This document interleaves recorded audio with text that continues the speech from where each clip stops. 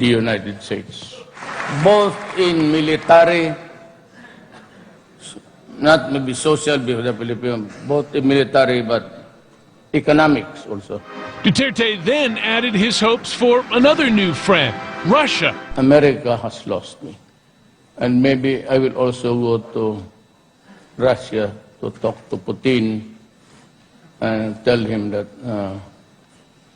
there are three of us against the world: China, Philippines, and Russia. The Obama administration is still struggling to respond to what can only be described as a groundbreaking split with one of America's closest allies in the world.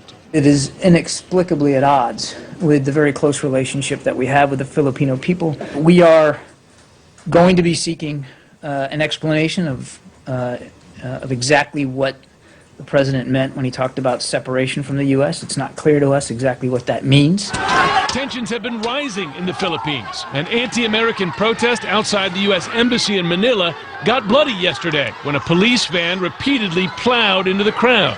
And this all couldn't come at a worse time, as the U.S. faces off against China over its massive territorial claims in the South China Sea, a conflict in which the Philippines and the U.S. had stood shoulder to shoulder until, it appears, now. Duterte's disavowal of Washington has at times been deeply personal. In September, when asked about Mr. Obama's criticism of his violent crackdown on drug crime, Duterte called the sitting American president this: "Son of a bitch, I will swear at you."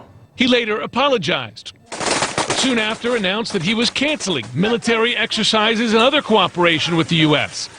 This after the U.S. has recently expanded military ties at Manila's request to fend off Chinese territorial claims in areas the Philippines claims as its own. Administration officials tell me that the U.S. has still not received any requests through official channels from the Philippines. We'll put those public statements in Beijing next to the Chinese president. They speak volumes.